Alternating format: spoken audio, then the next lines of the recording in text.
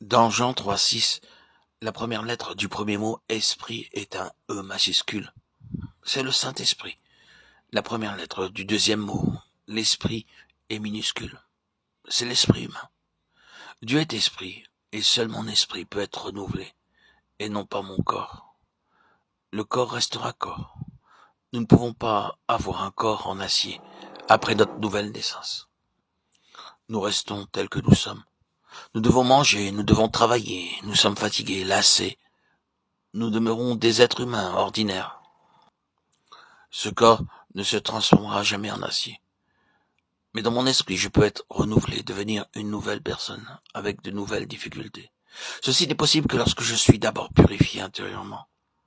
Dans Hébreux 9,14, nous lisons « Combien plus le sang de Christ, qui, par l'Esprit éternel, s'est offert du même sans tache à Dieu, purifiera-t-il votre conscience des œuvres mortelles, afin que vous serviez le Dieu vivant ?»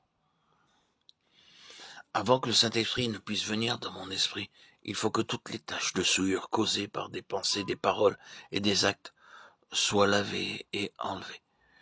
Dieu a placé un appareil enregistreur dans nos cœurs. Chaque mot que nous prononçons, chaque pensée, ce que nous faisons sont enregistrés silencieusement dans la conscience. C'est l'appareil enregistreur de Dieu. C'est pourquoi, sur leur lit de mort, des hommes sont souvent troublés par une conscience souillée. J'ai vu des gens dans la terreur. J'ai lu que des hommes tels que Voltaire, le célèbre agnostique français, avait coutume de se moquer de Dieu et de le ridiculiser dans bon nombre des livres qu'il écrivit. Dans ses conférences, il parlait contre Dieu. Mais sur son lit de mort, tout tremblant de terreur, il poussait des cris. Sa peur était si terrible qu'aucune infirmière ne pouvait le veiller plus d'une nuit. C'est parce qu'il était troublé par une conscience souillée.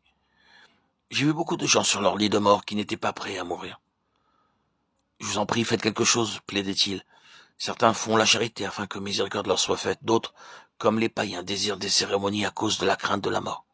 En fait, chaque être humain qui ne connaît pas Dieu est troublé sur son lit de mort, par sa conscience souillée. Il n'y a pas de paix sur leur visage, seulement la crainte, la terreur et les ténèbres. Mais sur le visage d'un croyant s'exprime la parfaite paix d'un enfant endormi. Dieu déclare dans Jérémie 17:1 « Le péché de Juda est écrit avec un burin de fer, avec une pointe de diamant. Il est gravé sur la table de leur cœur et sur les cornes de vos autels. » La marque profonde est présente, aussi avant que le Saint-Esprit puisse renouveler mon esprit. Ma conscience, souillée, doit être complètement purifiée, nettoyée et lavée de toutes les taches gravées par mes pensées, mes péchés ou mes actes. Ceci est uniquement possible par mon Seigneur et par son précieux sang.